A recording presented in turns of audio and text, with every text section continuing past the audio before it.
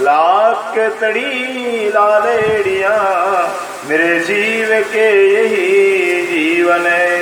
इन पाँव तले पड़ी रहूं झंझर खुलो बातों में फलन वालों निरखु नेत्रे मेरे जीव के यही जीवन है।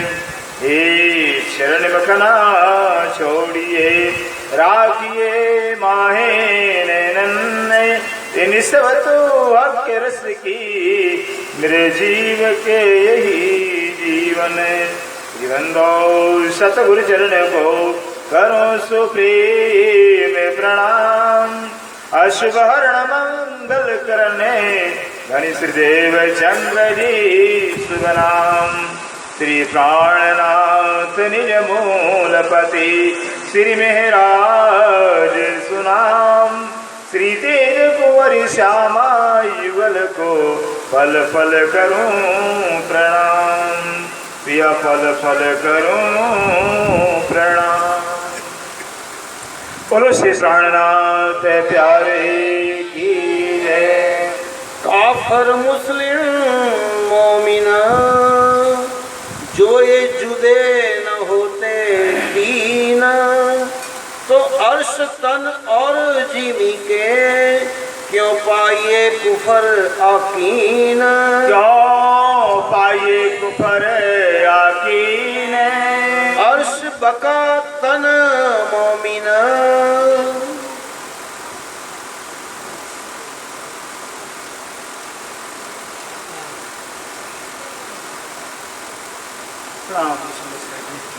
अर्श बका तने मोमिन। अवधान कृदा प्राणों के प्रीतम प्राण वल्लभ प्राण जीवन अक्षरातीत ब्रह्म सिद्धानंद श्री जी साहेब जी जो जमाने के खाबंद हैं, मालिक हैं, जिनकी दुनिया इंतजार में बैठी थी सृष्टि के आदि काल से। कब 28वां कलयुग आएगा जब प्राणों के नाथ प्राणनाथ धरती पर आएंगे। इंतजार में बैठे वो प्राणनाथ जो सबके प्राणनाथ हैं, सबके मालिक हैं भी। अब खुद ही जो है कि अपने ब्रह्मवाणी से अपने ही यथार्थ ज्ञान से अपनी पहचान दे रहे हैं।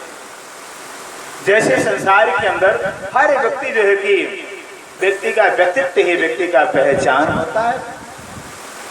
चाम नहीं पहचान होता है, व्यक्ति का व्यक्तित्व पहचान होता है। क्या व्यक्ति का व्यक्तित्व वही पहचान कराता है।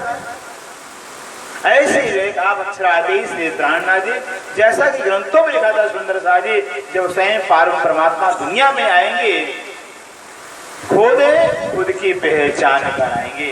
पुराने पाक भी कह रहा है पुरमान न्यो के वहीं पुराण न्यो के वहीं आदि सोई हक के बिना साहेब की कोई मिट न सके सबके।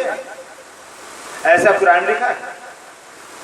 हादी सोई हक के, जो हादी होगा सदगुरु होगा वही हक परवरदिगार परमात्मा।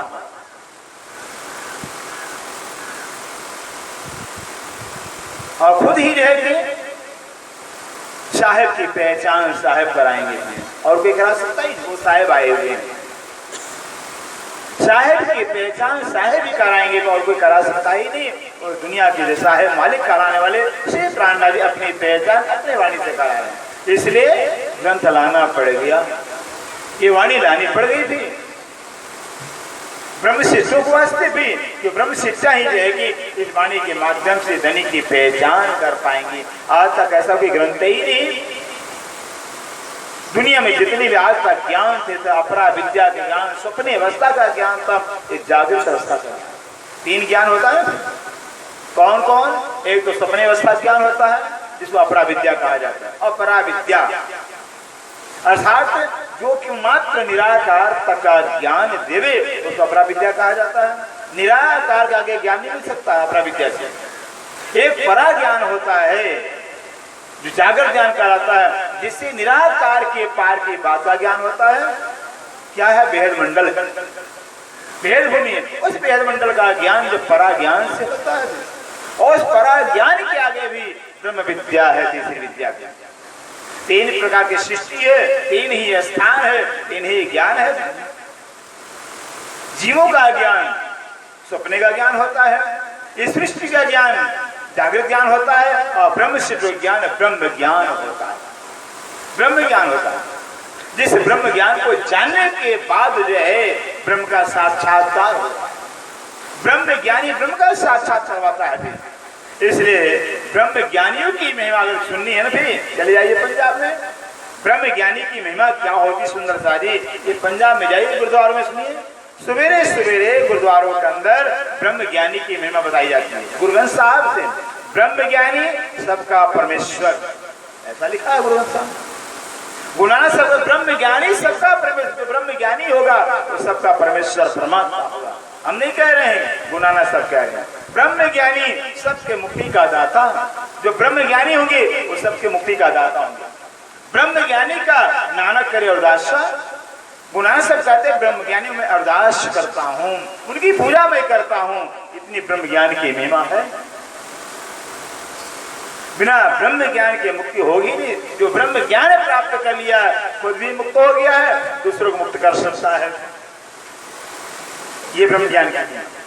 ब्रह्मविद ब्रह्म ही बहुत शास्त्र कहता है, ब्रह्म को जानने वाला ब्रह्म रूप हो जाता है। ब्रह्म को जानने वाला, क्यों? ब्रह्म एक है। जो एक को जानेगा, सिर्फ एक को जो जान लेगा, फिर उसके ख्याल में दिमाग एक ही रह जाएगा।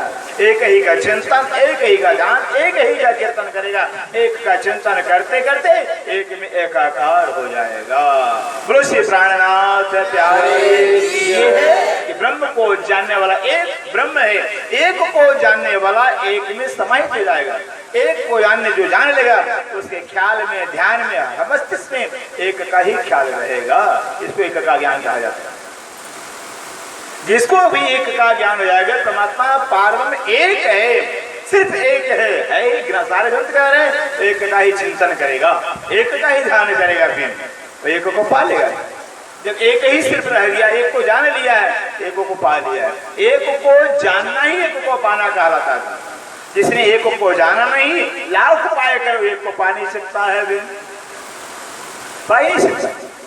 इसलिए जो सत्य ब्रह्म सत्य है, उस एक ब्रह्म सत्य को जानने के बाद देखिए जीवन के अंदर एक ब्रह्म का ही चिंतन ख्याल रह जाता है। अपनी भी चिंता खत्म हो जाती है, अपना भी ख्याल खत्म हो जाता है, अपनी भी मैं समाप्त हो जाती है, एक परमात्मा की मैं रह जाती है। उन्हीं का ध्यान, इसको कहते हैं ब्रह्म को जानने वाला ब्रह्म रूप हो जाता है चिंतन करते करते। अब सुंदर से आज आपको बताएंगे इस प्राणी के द्वारा जो ब्रह्म सृष्टि हैं उनकी संसार में क्या पहचान है। जो ब्रह्म सृष्टि ब्रह्म नाम से जगत दुनिया में आए हैं उनकी क्या पहचान है, और जो दुनिया के जुड़े हैं उनकी क्या पहचान है, क्योंकि ब्रह्म ज्ञान है। अब बता रहे हैं कि अर्श बका तन मोमिन दुनिया बना जिमी तन। अर्श बका तन मोमिन, जो मोमिन है, जो ब्रह्म सृष्टि हैं, उनका जो तन असली तन है अखंड परमधाम के अंदर है। इस तन को अपना तन मानते ही नहीं है मोमिन। जो मोमिन होंगे, ब्रह्मशिक्षी होंगे, उनकी क्या पहचान है, क्योंकि उनका असल तन परातम तन परमधाम में है। ये तो सपने का तन है, ये सपने के तन को अपना तन नहीं मानते हैं, जानते ही नहीं है। इससे जो ब्रह्मशिक्षी हम का असल तन जो है परमधाम में है, और दुनिया बना चिमी तन। दुनिया वाले जो जीव हैं, दुनिया के जीव हैं, उनका नाशवान शरीर, यही मेरा शरीर है, इतना अंतर है। जो ब्रह्मशिक्षी, ध्यान दीजिए, जो ब्रह्मशिक्षी हैं उनका पहचान संसार में क्या है, इस सपने के तन को अपना तन नहीं मानेंगे, जानेंगे ही नहीं। सपने का तन है, क्यों सपना का तन अपना कैसे हो सकता है। ब्रह्मशिक्षी का अपना तन परमधाम में है, उससे अपनापन हो, उससे प्यार होगा, उसमें होंगे, फिर इसमें होंगे ही नहीं। फिर और दुनिया के जुड़े मोह माया से पैदा हुए हैं, इसी शरीर को अपना शरीर मानेंगे। ये मेरा शरीर है, ये मेरा परिवार है, इसलिए बार बार वो जन्मते मरते रहते हैं। जो ब्रह्मशिक्षी है इस तरह से निकल गए हैं, उस पर आत्म के तन में हो गए हैं, वो परमधाम पहुंच गए हैं। इसको मुक्ति कहा जाता है, ये मोक्ष कहलाता है। फिर जिसने ब्रह्म ज्ञान को पार करके सपने के शरीर को सपना जान लिया है, वो तो पार हो गया है, और परम धाम में अपना जो तन नूरी तन है उस तन को अपना जान लिया है, तो परम धाम पहुंच गया है।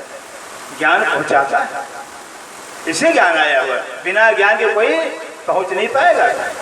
इसलिए कहते हैं अर्श बका तन मोमिन, दुनिया फना जिमी तन, दुनिया वाले जो जीव हैं वो फना जो नासमान शरीर है उस नासमान शरीर को अपना शरीर मानते हैं। ताकि कहनी रहनी क्यों होए, क्यों हुए एक चरण, ताकि कहनी रहनी क्यों होवे, जो जिन ब्रह्म क्षेत्रों का तन परमधाम में है और जिन जीवों का तन संसार वाला तन है, इनका कहनी और रहनी कभी एक नहीं हो सकता है, एक होगा ही नहीं, अलग अलग होगा। फिर ब्रह्म क्षेत्रों का जो है कहनी अलग होगी, क्या कहनी अलग होगी, और संसार की वार्तालाप करेंगे नहीं, संसार का चिंता ही नहीं करेंगे, उनका ख्याल उनका ध्यान खाते पीते उठते बैठते सोवत सुपन जागत दम न छोड़े बासु की जाती ऐसा लगनी सुनते है। हर अवस्था में चाहे खाते होंगे पीते होंगे सोते होंगे चलते होंगे किसी भी क्रिया में होंगे भी उनका ख्याल अपने प्रीतम में होता है, अपने मालिक में होता है, इस संसार में होता ही नहीं है। जैसे सुहागन नार होती है, पतिव्रता नारी होती है, पतिव्रता नारी की बात करें, जो पतिव्रता नारी होती है उसका ख्याल ध्यान अपने शरीर में नहीं होता, अपने आप में होता ही नहीं है। हर हमेशा उसका ख्याल चाहे जागृत हो, चाहे खा रही, चाहे नहा रही, कुछ भी कर रही, उसका ख्याल अपने पति में होता है। ये सुहागन नार की पहचान होता है। जो सुहागन नार होती है वो अपने में होती नहीं, अपने में कुछ करती नहीं है, नहाती है, खाती है, कपड़ा पहनती है, श्रृंगार करती है, इसके लिए अपने पति के लिए करती है, तो सुहागन नार होती है। इससे प्यार बढ़ता जाता है। जो सुहागन नार सब कुछ अपने पति लिए करती है, पति का प्यार बढ़ता जाता अपना मैं समाप्त हो जाता है। ऐसे ब्रह्म शिक्षा संसार जगत के अंदर जो है जो कुछ करती हैं अपने प्रीतम के लिए करते हैं, तो प्यार बढ़ता जाता, अपनी मैं अपना ख्याल खत्म होता जाता है, प्रीतम के ख्याल में खो जाती हैं। इसको परमात्मा को पाना कहा जाता है। इसलिए कहते हैं ब्रह्मशिक्षों के कहने में और रहने में भी फर्क होगा। जैसे सुंदर शाह जी दो प्रकार के पक्षी होते, उदाहरण बता रहे हैं। एक होता है हंस, हंस होता है वो भी आकाश में उड़ान भरता है भी, जानते हैं भी, बहुत ऊंचाई में उड़ान भरता है भी। और एक होता है गिद्ध जो मांस बच्ची होता है जो मांस खाता है, मुर्दा खाता है। दोनों पक्षी आकाश में उड़ान भरते हैं, एक हंस है और एक गिद्ध है, इसको चील कहा जाता है।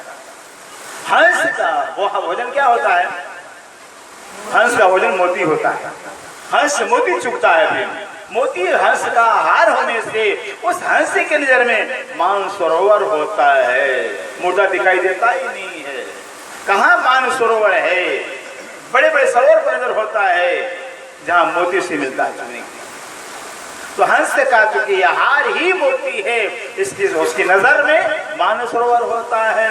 और जो गिद्ध है हजारों माइल की दूरी पर होता है, उसका भोजन मुर्दा है, मुर्दा जानवर है। उसकी दृष्टि में क्या होता है, मुर्दा कहाँ मरा, कहाँ जानवर मरा हुआ है, दोनों आकाश के पक्षी हैं, पक्षी दोनों हैं। फिर जैसा आहार वैसा विचार होता है। फिर अब हंस का आहार ही होती है, फिर उसका नजर मानसरोवर में होता है, मुर्दा दिखाई देता ही नहीं है। लेकिन जो गिद्ध है उसका आहार मांस होता है, मुर्दा नजर आता है, मानसरोवर दिखाई देता ही नहीं। ये ब्रह्मशिक्षी और जीवशिक्षी का जाल। जो ब्रह्मशिक्षी होंगे उनके ख्याल में, उनके ध्यान में, व्यवहार में सिर्फ परमात्मा पार्वती का चिंतन होगा। यही तो गोकुल में था, गोकुल में वाणी नहीं थी, हम गोकुल में गोपी बनकर थे, लेकिन कभी संसार का चिंतन ख्याल आया नहीं। हर हमेश गोपी के तन में रहते हुए सुंदर साजीब कन्हैया की चिंता, कन्हैया की चर्चा, गेहूं पिस रहे हैं, चावल छाट रहे हैं, दाल छाट रहे, कुछ भी कर रहे हैं, झाड़ू लगा रहे हैं, कन्हैया के झाड़ू लगाए हैं, पोता गोबरी कर रहे हैं, कन्हैया ले कर रहे हैं।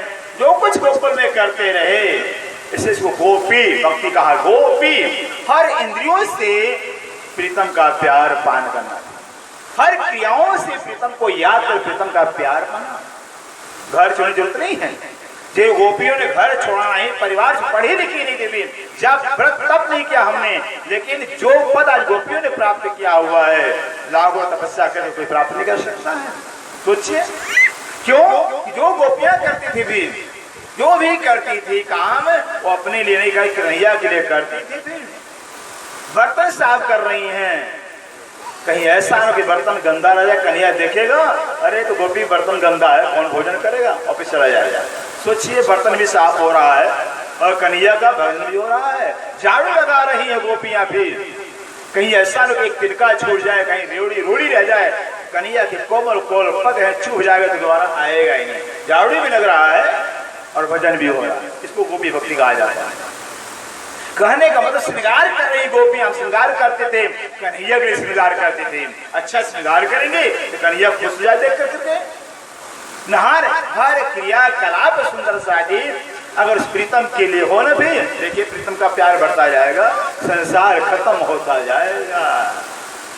इसको कहते हैं गोपी भक्ति। गृहस्थ जीवन में रहकर के, संसार में रहकर के जल में नहाइए, कोरे रहिए, जागिए महेशपन। संसार भवसागर परिवार में रहते हुए देखिए हम परिवार से अलग हो जाएंगे। याद करते करते जो कुछ करिए प्रीतम के लिए करिए, फिर बहुत सरल आसान है। फिर काम भी हो रहा है, भजन भी हो रहा है, फिर काम भी अच्छा होगा और भजन भी अच्छा होगा, दोनों अच्छा होगा। इसको भक्ति कहा जाता है। और परमात्मा के लिए नहीं काम किया जाता, काम भी बिगड़ता है और जीवन भी नाश होता है। जो काम परमात्मा के लिए नहीं किया जाता वो काम बर्बाद हो जाता है, जीवन बर्बाद होता है। इसी तरह का जो ब्रह्म शिक्षकों की जो कहनी रहनी होती है वो अलग जीवों की अलग होती है। दो उदाहरण दिया हमने भी।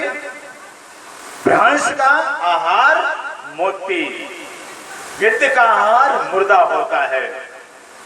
जो इंसान जो है कि हर हमेश जो है कि निंदा बुराइयां इधर उधर इनकी देखता रहता है, वो क्या है भाई, वो गिद्ध के समान है। फिर और जो इंसान जो है कि गुणों को देखता है, गुणों को देखता है, वो कहलाता है हंस कहलाता है। इसे वाणी के एक चौपाई में श्री जी ने बताया, बहुत बड़ा ज्ञान दिया हुआ कि अवगुण काढ़े गुण ग्रहे हारे सो है। अवगुण काढ़े और गुण ग्रहे, जो कई ब्रह्मशिक्षी होंगे वो उनका चाल क्या होगा, अपने अवगुणों को देखेंगे, अपनी कमियों को देखेंगे। फिर इससे क्या फायदा होगा कि अपने अवगुणों को देखने से जो है क्या होगा, एक तो आगे अवगुण पाप होंगे नहीं और दूसरा अहंकार आएगा ही नहीं। फिर अहंकार आएगा नहीं, मेरे अंदर पाप अवगुण है तो अहंकार कहां से आएगा, दूसरे का अवगुण कहां देखेंगे। फिर अवगुण काणे अपने अवगुणों को देखती हैं, देखना तो अपने अवगुणों को, गुण ग्रहे और दूसरे के गुण को देखते हैं। ब्रह्मशिक्षों लक्षण है। फिर जीवों का लक्षण क्या है, फिर जीव सृष्टि क्या करते हैं, दूसरे के अवगुणों को देखते हैं और अपने गुण को देखते हैं। हम इतना काम करते हैं, हम ये करते हैं, सबसे अच्छा है, ये अंतर है सुंदरता का। ब्रह्मशिक्षी सदैव जो है कि अपने अवगुणों की तक में सुनिए।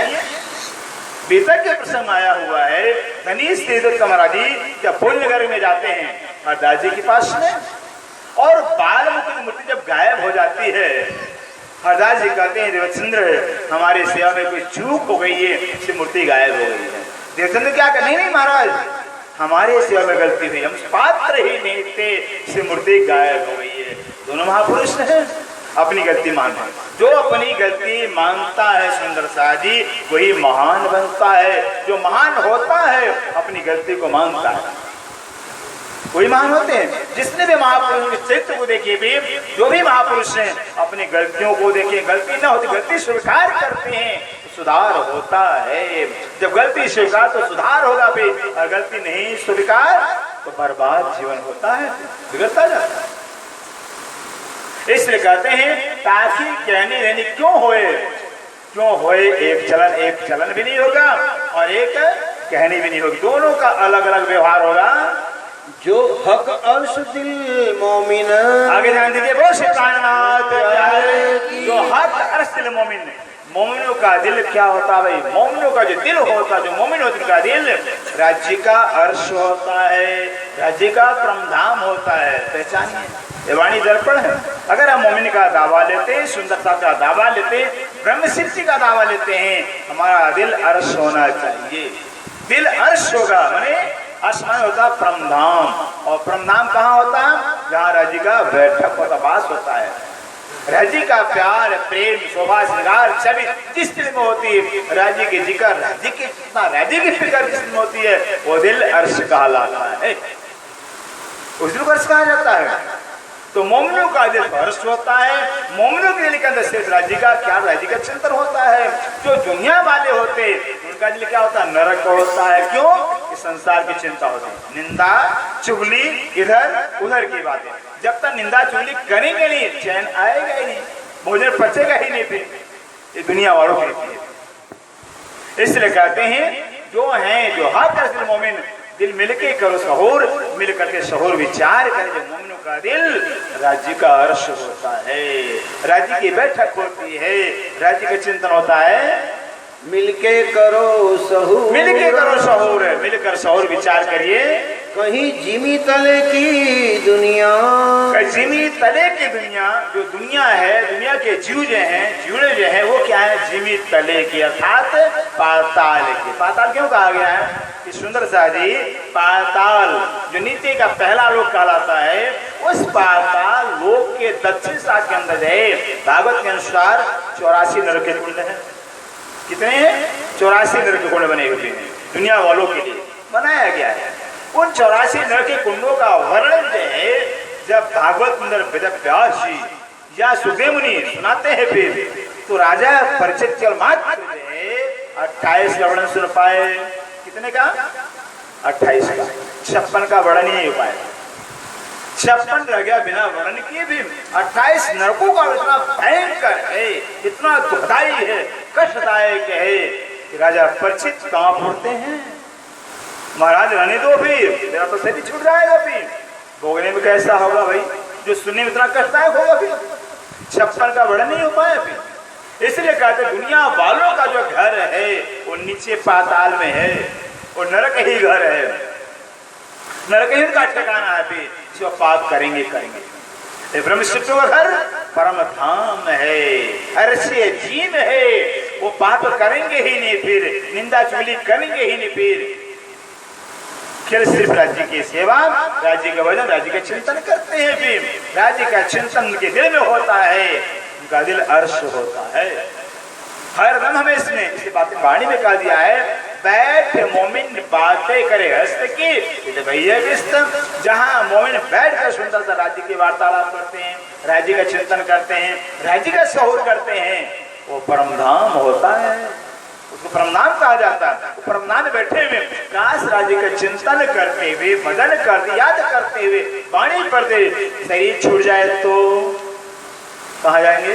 परमनाम पहुंच गए। फिर ये परमनाम है जहाँ राज्य का चिंतन, वो परमनाम में पहुंचे ही है। फिर हर पल जो है कि अगर परमनाम का चिंतन, राज्य का भजन शिविर चलता रहे तो समझे कभी भी अगर शरीर छूटता तो परमनाम पहुंच गए। बोले प्राणनाथ प्यारे ये परमनाम नहीं, क्योंकि श्वास श्वास निज नाम जपो तथा श्वास मत को ना जानो इस बात आवन होए बनो होए।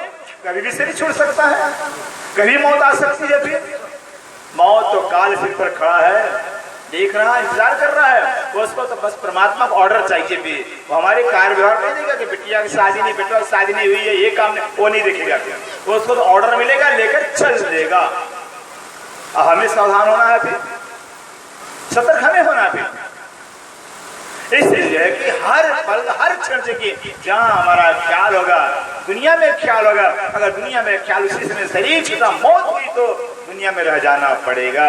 अंते मते सागते, जहाँ मृत्यु से हमारा ख्याल होगा वही हमारी गति होगी। सुंदर सारी अगर मृत्यु के समय परमात्मा का चिंतन, राज्य का चिंतन होगा तो राज्य के चरणों में पहुंचेंगे। वाणी कह रही थी, गीता में भी श्री कृष्ण ने यही कहा हुआ है, अंत काले मामेव आश्रम कलेवरम तम तमते कौनते यह प्राप्त है। हे अर्जुन, जो अंतिम जीवन के अंतिम काल में, मृत्यु समय में मुझे याद करते शरीर छोड़ता है वो मुझे प्राप्त होता है। कृष्ण गीता में कह रहे हैं, जो परमात्मा को याद करते शरीर को छोड़ता है वो परमात्मा को प्राप्त होता है।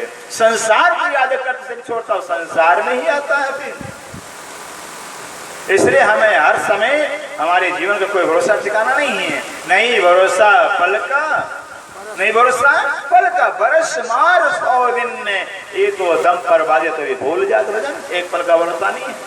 अगला पल आएगा कि नहीं आएगा, अगला श्वास आएगा नहीं, ऐसा भरोसा ही नहीं है। इसे हर पल हर क्षण जो कि ऐसा अभ्यास हम बनावे, और अभ्यास बनेगा ज्ञान पहचान, ऐसे नहीं होगा।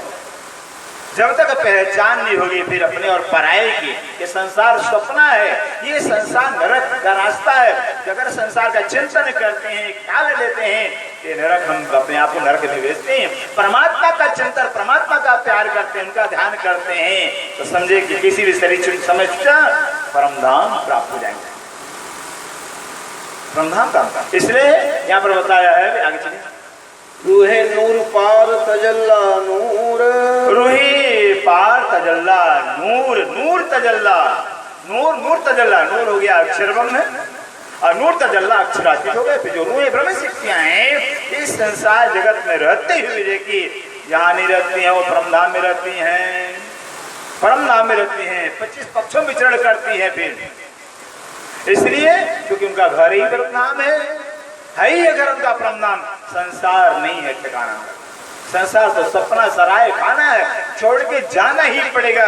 जिसको छोड़ना है क्यों स्वयं बने, तो चिंता क्यों करे फिर, तो क्यों खोए फिर। जहाँ जाना है लक्ष्य को ध्यान करना चाहिए। इसलिए ब्रह्म शिक्षाएं हैं नूर के परे, नूर तजल्ला परम धाम के अंदर विचरण करती रहती हैं। मोमिन और दुनी के कहते हैं सुंदर सा जी, जो मोमिन हैं ब्रह्म सृष्टि हैं, और जो दुनिया की जो सृष्टि है चाहिए सब विध जुदा, हर तरह से जुदागी होनी चाहिए, फर्क होना चाहिए, खान में, पान में, रहन सहन में, उठना बैठना हर जैसा होना चाहिए। हंस हंस ही होता है और कौवा कौवा होता है, गिद्ध गिद्ध होता है, फिर उसमें पक्षी है, फिर भी जुदागी होती है। कुछ हंस है, हंस के सामने अगर पानी और दूध मिलाकर रख देंगे ना, फिर वो क्या करेगा, फिर दूध पिलेगा, हंस पानी छोड़ देगा। फिर हंस के चोंच में वो गुण है फिर कि दूध और पानी मिलाकर रखेंगे तो दूध को पिलेगा और पानी को छोड़ देगा। फिर ऐसे ब्रह्म सिद्धि, और हम क्या कहलाते हैं, परमहंस कहलाते हैं। हंस के अंदर गुण है कि दूध और पानी में से दूध को पिला पानी को छोड़ देता है, लेकिन हम परमहंस कहलाते हैं। तो जो परमहंस होते हैं हकीकत में वो बस संसार मोह माया में रह करके मात्र केवल राज्य का चिंतन करते हैं, राज्य का भजन करते हैं, उसमें अपना कल्याण छिपा हुआ है, उसमें अपना भला है भी, और दुनिया के चिंतन में अपना नुकसान ही नुकसान है।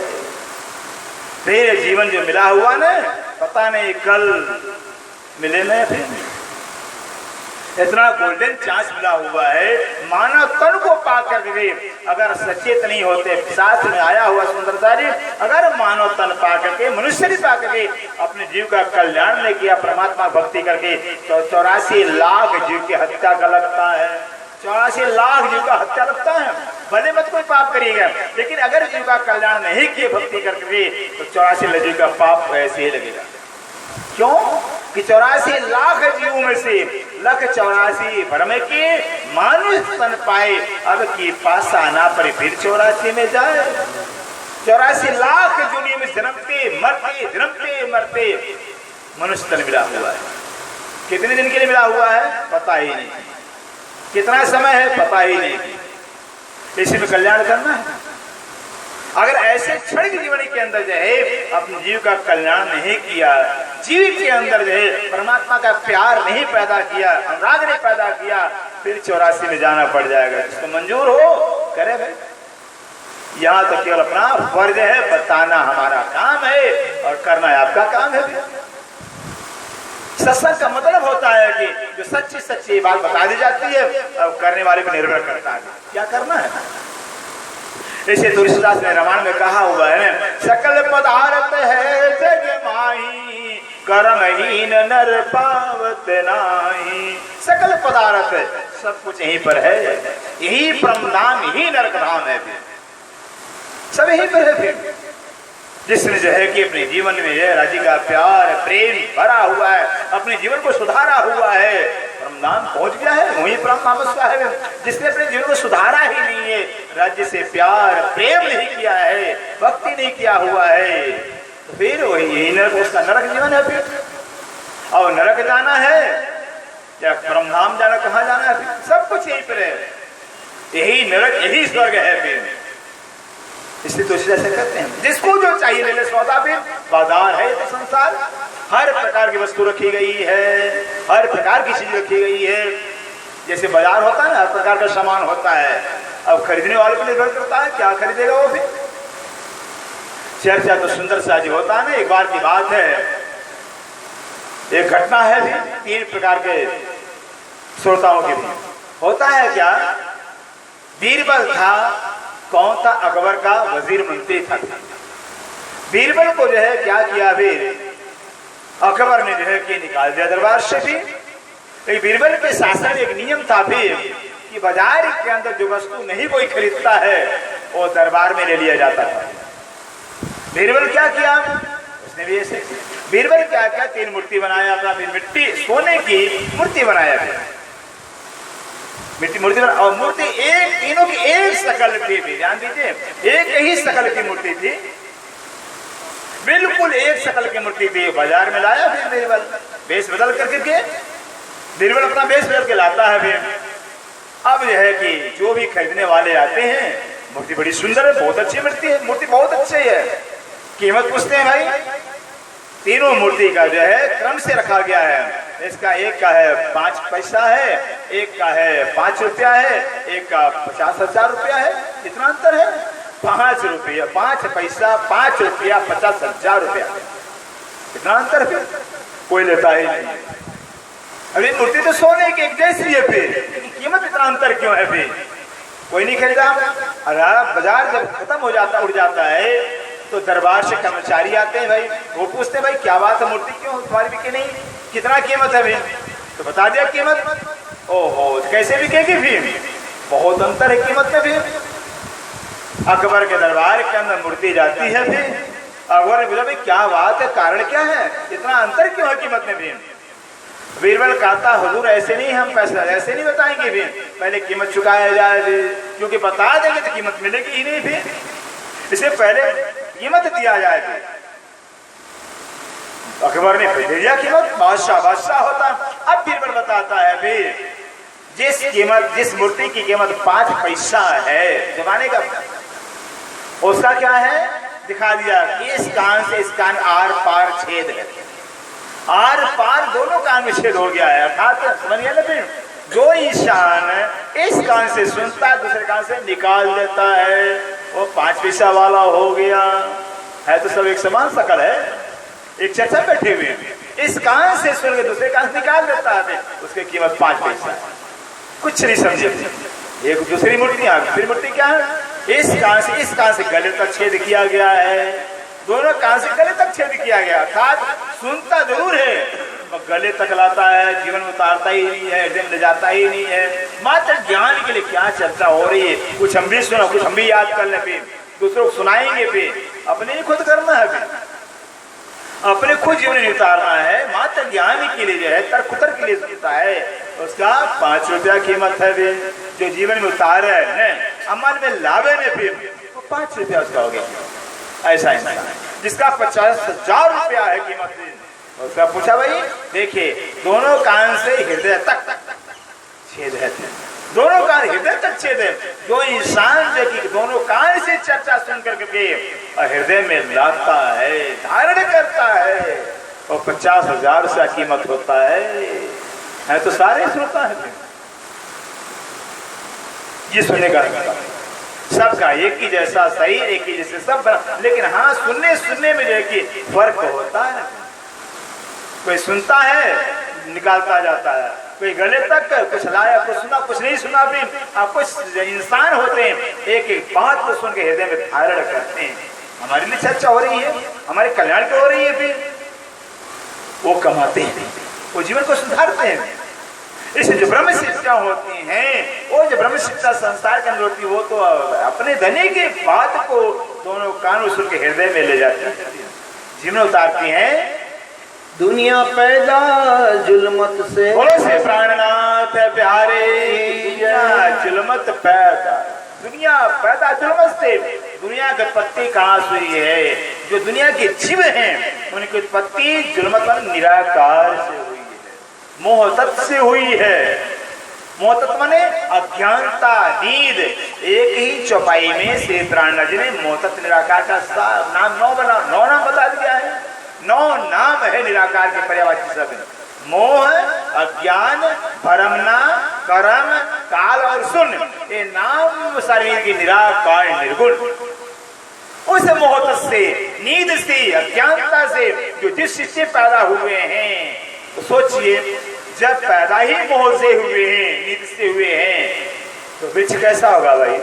भाई बीज बोएंगे मरचे का, तो मरचा तो तीखा ही होता है, फल तो तीखा ही होगा। फिर अब जैसा बीज होगा वैसा वृक्ष होगा। फिर इसे जीवों की उत्पत्ति जो है मोहतत नींद से हुई है। फिर इसलिए वो जो है कि इस संसार के मोह जाल को, संसार के परिवार को, अवगुणों को जो है छोड़ नहीं पाएंगे। लाख कोशिश करें छोड़ नहीं पाएंगे। फिर लाख चर्चा सुनेंगे, फिर उनसे संसार छूटेगा नहीं।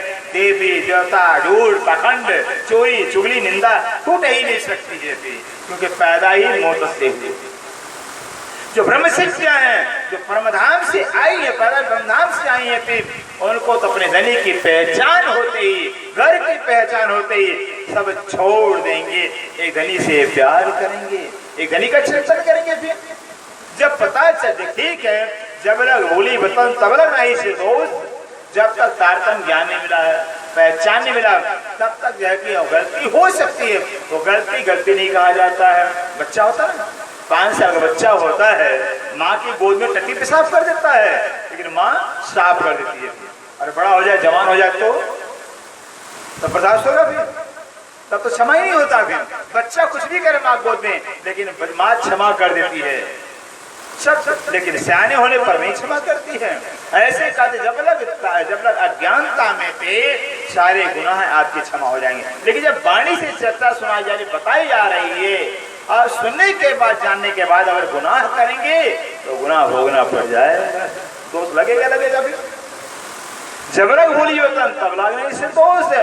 जब तक भूले थे, नहीं जानते थे, कोई दोष कोई गुनाह नहीं। जब जागी हक किलम से जागने के बाद पहचान होने वाले की भूली, सिर अफसोस से पश्चाताप करना ही पड़ेगा, भोगना ही पड़ेगा।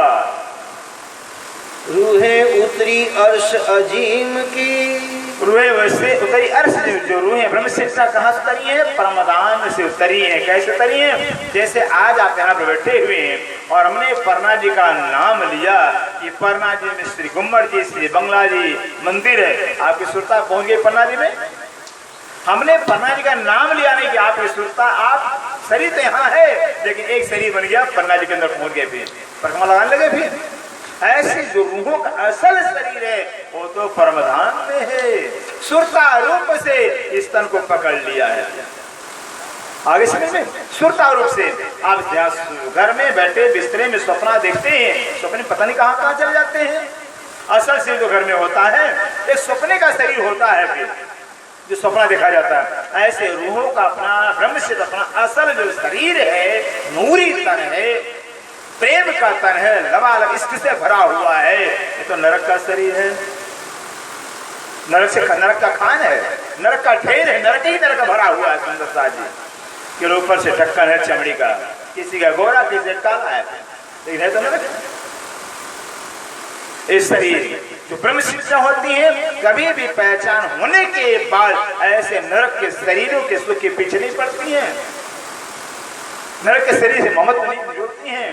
कारण एक बार की बात घटना बताते हैं आपको कि राजा जनक के दरबार के अंदर जो है ऐसा नियम रखा गया था फिर कि जो क्योंकि एक बार राजा जनक के जो इतने बड़े ज्ञानी होकर, सुंदर सा ध्यान दीजिए, ज्ञानी होकर के सपना तो सब देखते हैं। फिर राजा जनक ने सपना देखा। क्या सपना देखा? कि मैं हो गया भिखारी। भिखारी बन जाते हैं, सपने में भिखारी बन जाते हैं। और भिक्षाम देही भिक्षा मांगते मांगते कहाँ पहुंचे राजा जनक? एक भंगी के झोपड़े पहुंच जाते। भंगी तो था नहीं, मर्द स्त्री औरत थी भी। गंदा मैला कुचाला मकान, गंदा कपड़ा। अब राजा जनक भिक्षाम देही चिल्ला रहे हैं। वो जो भंगिन थी, गंदे बर्तन में आटा चावल दाल लेकर के बाहर आती है। जब बाहर आती है, अरे राजा जनक आप भिक्षा मांगने आए हो, आप भिक्षारी बने हो, इतने में राजा जनक की नींद टूट जाती है। जैसे भंगी ने कहा कि राजा जनक आप भिक्षा मांगते हो मेरे से, भंगी से नींद टूट जाती है।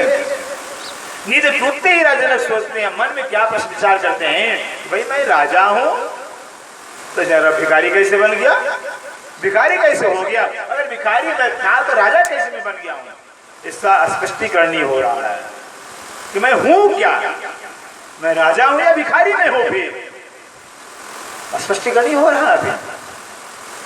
आखिर एक ही तो सत्य होगा भी, अगर मैं राजा होता भिखारी क्यों बन गया, और भिखारी तो मैं राजा कैसे हूं। फिर एक ही सत्य होता है, दो नहीं होगा। अधिवेशन बुलाते हैं, 88,000 ऋषि आते हैं, लेकिन राजा जी ने लिख दिया था बोर्ड में, जो हमारे प्रश्न का सही जवाब देगा आधा राज्य उसके दान में दे दिया जाएगा, वरना गलत जवाब होगा जिंदा जो है कि शरीर में पत्थर बांध करके 1 कुंटल का समुद्र में डाल दिया जाएगा। अब कौन आएगा भाई, अगर कहीं प्रश्न गलत हो गया तो जिंदा समुद्र जाना पड़ेगा। ऐरी गरु नहीं आएंगे, फिर सबकी हिम्मत नहीं है। फिर आए तो कई आए, सही जवाब नहीं मिल पाया, जिंदा समुद्र में डलवा दिया। फिर उसमें जो है एक अष्टावक्र नाम के ऋषि पुत्र थे, लेकिन जो है अपने माँ के पेट में अष्टावक्र थे, जब माँ के पेट ही में थे भी, तो क्या होता है उनकी पिता संस्कृत के आचार्य, व्याकरण के आचार्य थे, और बच्चों को जो है गुरुकुल के अंदर, जंगल के अंदर गुरुकुल था, वहाँ बच्चों को संस्कृत पढ़ा रहे थे।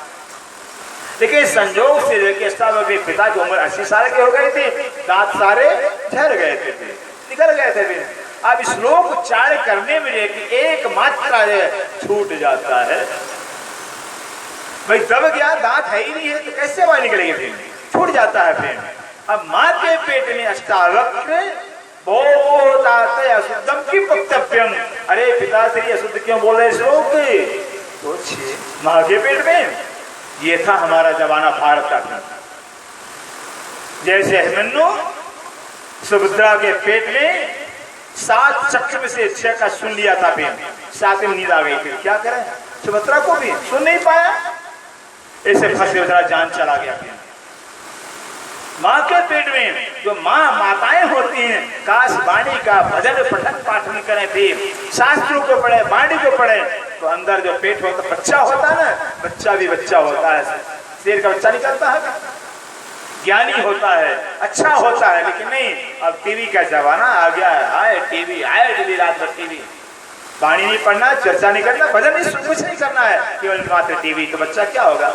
इससे हमारा बच्चों का जीवन है, बच्चों का जीवन बच्चों का बिगड़ता जा रहा है, बच्चे बर्बाद होते जा रहे हैं, फिर क्योंकि माँ ही संस्कार जो कि नहीं पैदा कर पाती।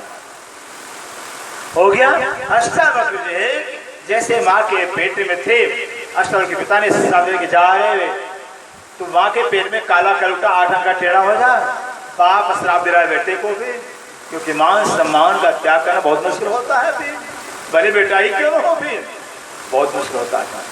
ऐसे रामायण में तुलसीदास ने कहा हुआ है, ऐसा तो कोई जग में जन्मा नहीं कि प्रता पाए ताय मदाया नहीं, कोई जन्मा ही नहीं है, फिर अहंकार आ ही जाता है।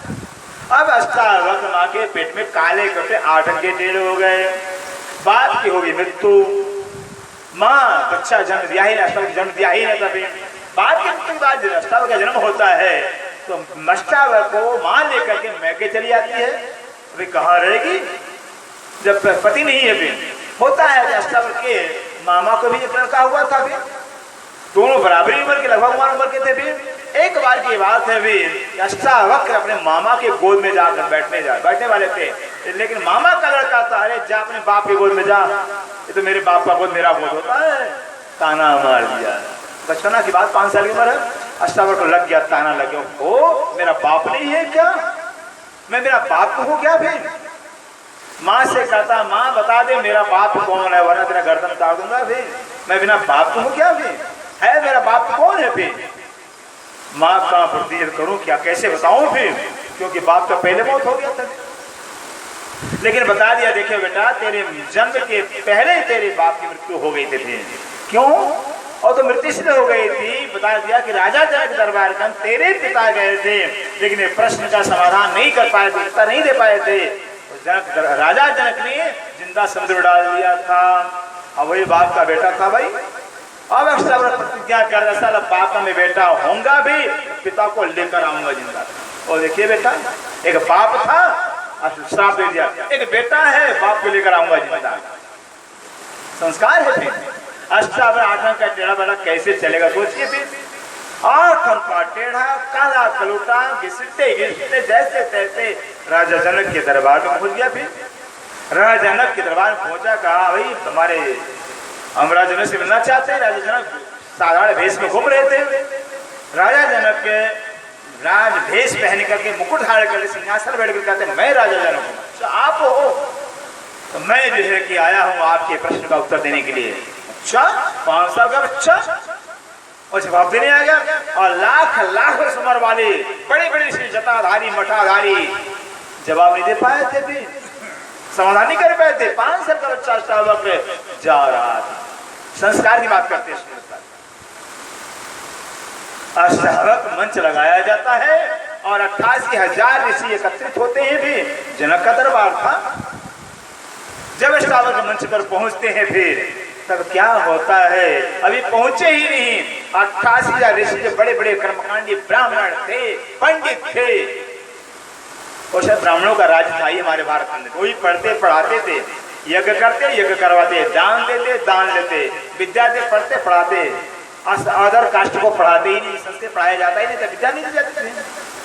ये भारत में थी। रोग फैला तो ब्राह्मणों से फैला हुआ है।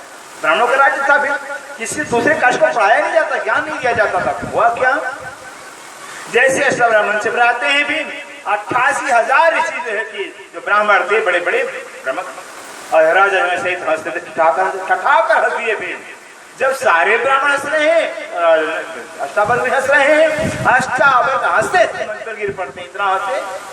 अब अष्टावक्र हंसना तो कैसे बर्दाश्त होगा राजा जनक को, नहीं बर्दाश्त होगा। राजा ने कहा कि अष्टावक्र आपके हंसने का कारण क्या है, फिर आप क्यों हंसे हो?